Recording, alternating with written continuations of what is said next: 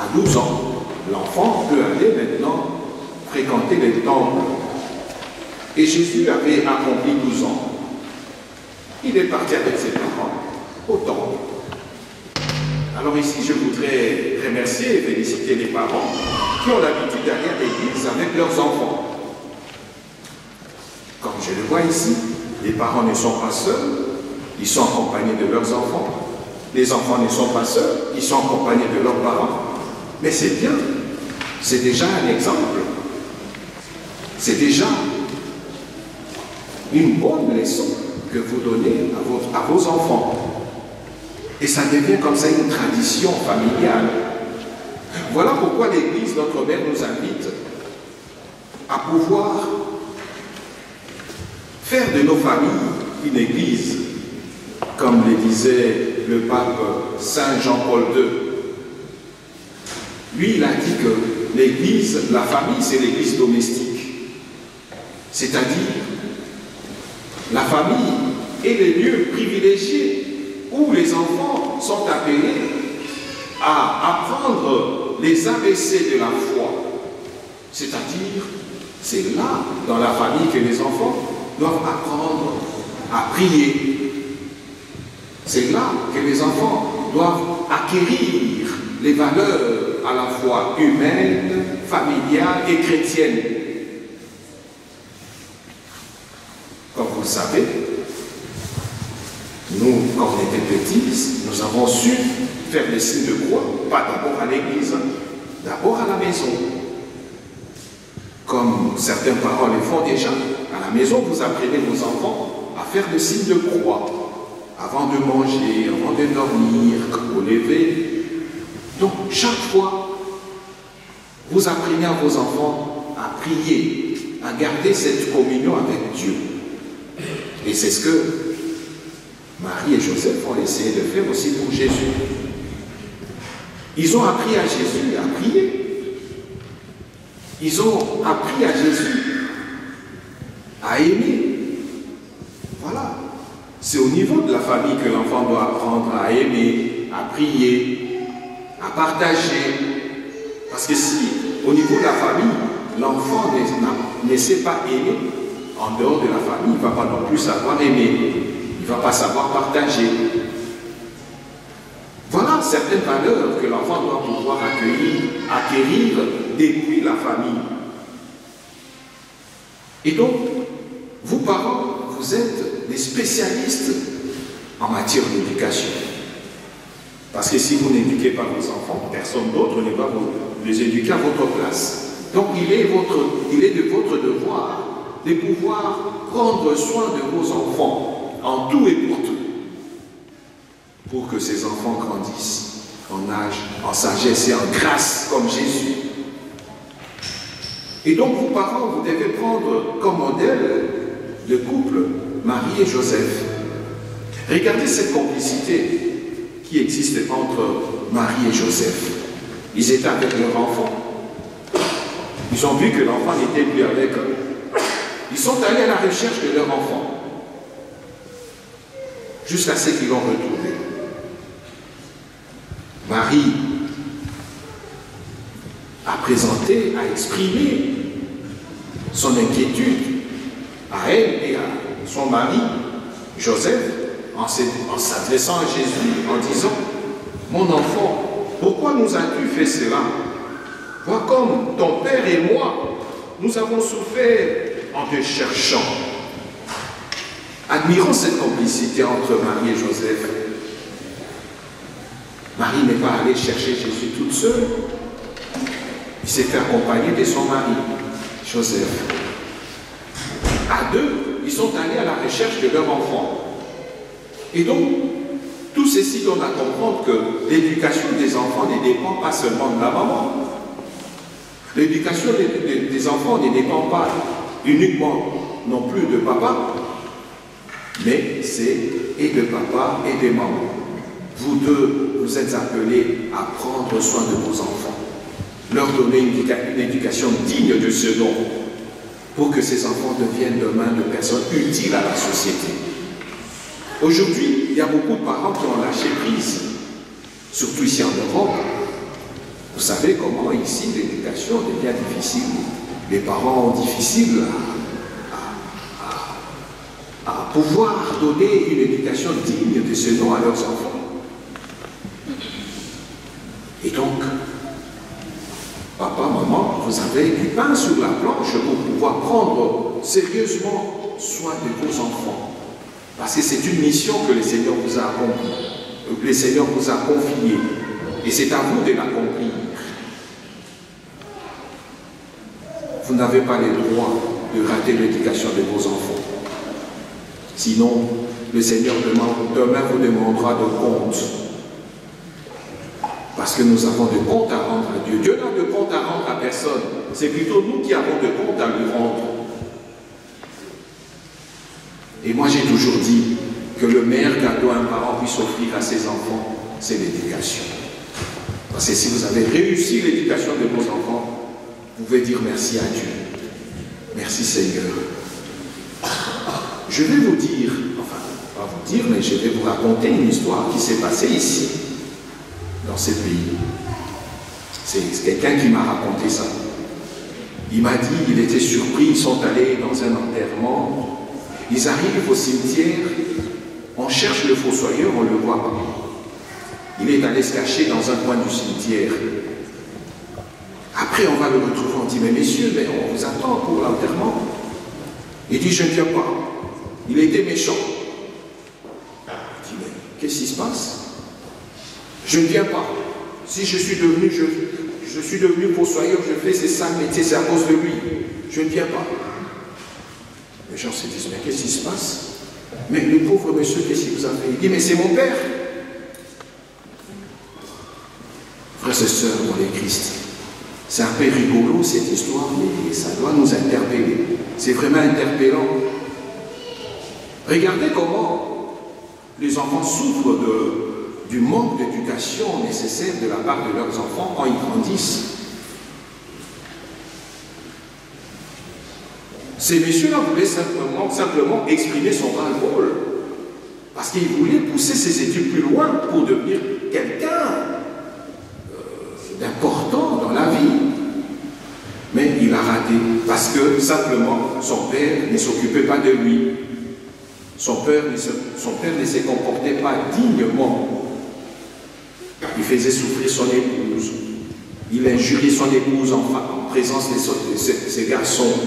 Et donc, ces garçons ont grandi dans des remords. Il était révolté. Parce que papa ne traitait pas bien ni sa maman, ni lui, son fils. Et donc, c'est une histoire très très triste, malheureuse. Mais ça doit interpeller vous, parents, pour que vous n'arriviez pas à ça.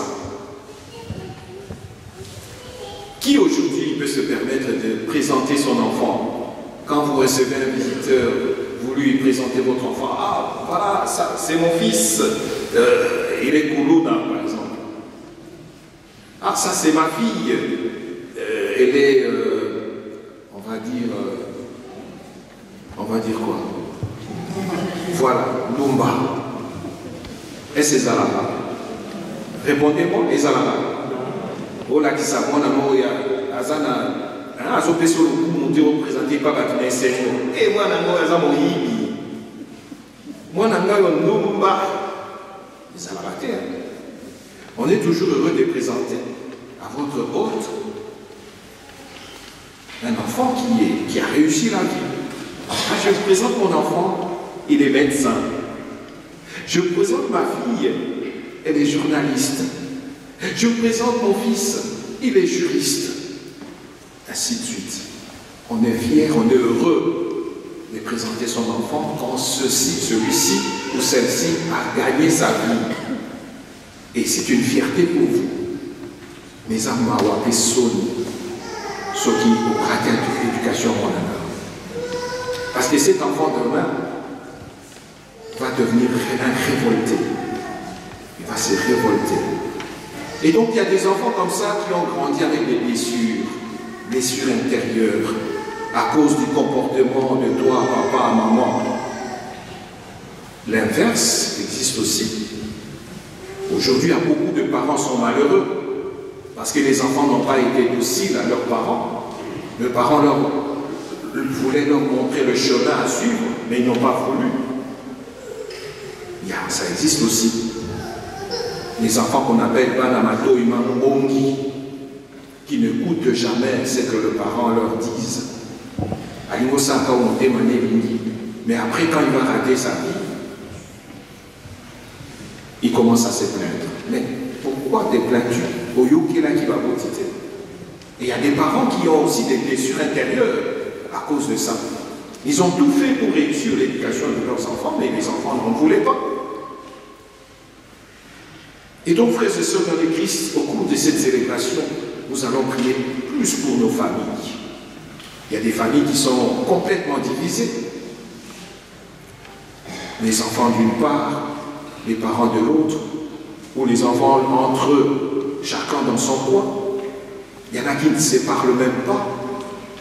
Il y en a qui ne se visitent même pas. Voilà ce qui se passe dans nos familles. Vous voyez, puis nous faisons les Kanakati à Mabota. Il y a Wana Bandeko, Nami Samaito Samela, pour que nous ensemble à quitter la Kati à Mabota. Jésus-Christ a Bota Makati à Mitema Liboso. Kota na kati ya mabota mabiso apekisa mwinda na ye mwinda wekongengisela biso nzela wekokamba biso mboka tata. Prions pour les enfants, pour que les enfants de notre communauté soient des enfants modèles, des enfants exemplaires pour les autres enfants. Prions pour les parents de la communauté famille chrétienne, les couples, pour qu'ils soient des couples modèles. Et que vos familles deviennent des familles modèles, des familles heureuses parce que le Christ est en vous. Comme la parole de Dieu dit, Christ en nous, espérance de la gloire.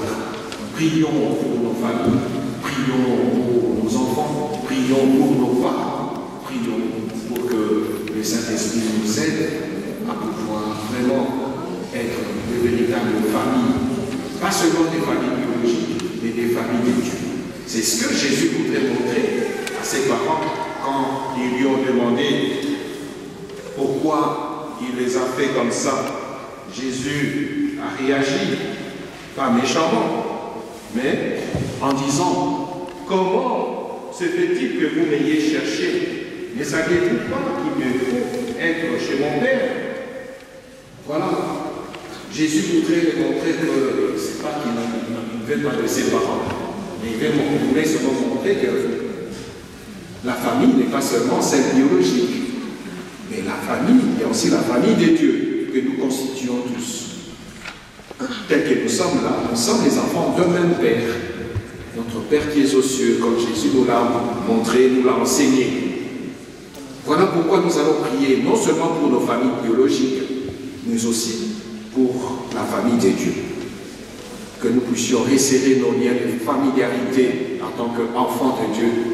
Que notre communauté famille chrétienne soit véritablement une communauté des enfants de Dieu. Pour que notre témoignage de vie puisse attirer à nous, puisse attirer à Dieu tous ceux qui sont loin de Dieu, qui s'approchent de Dieu. Que nous tous nous puissions nous reconnaître comme enfants de Dieu pour que tous ensemble nous puissions marcher vers le royaume des cieux.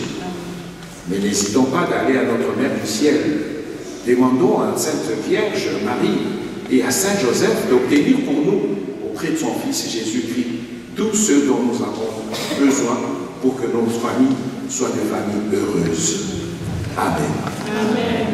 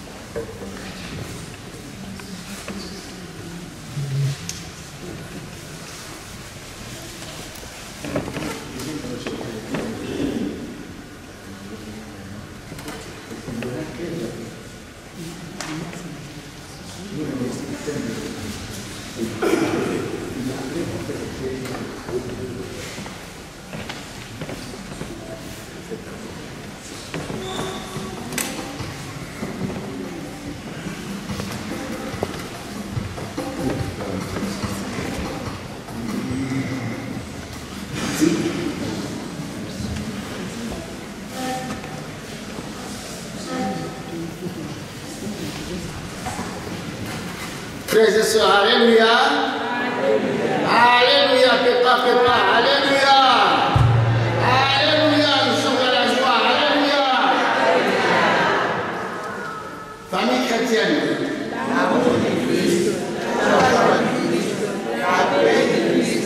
Alléluia. C'est ça, c'est mon affaire. Famille chrétienne.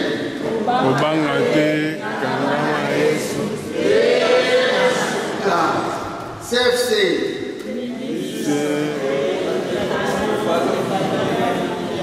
milice sacrée pour la défense des valeurs familiales. Dieu est bon. Dieu est bon tout le temps. Dieu est bon tout le temps. Dieu est bon tout le temps. Amen. Hein? J'ai dit tout à l'heure qu'on ne m'avait pas encore envoyé le texte pour le nouveau thème, le thème de l'année 2025, l'année que nous allons entamer dans quelques instants. Mais, tout en étant ici, le thème est arrivé. C'est comme ça que c'est le bon de l'excuser. Je vais lire le texte du thème et vous saurez maintenant quel est le thème de l'année 2025. Amen, hein? Thème de l'année 2025. La communauté famille chrétienne a concentré son attention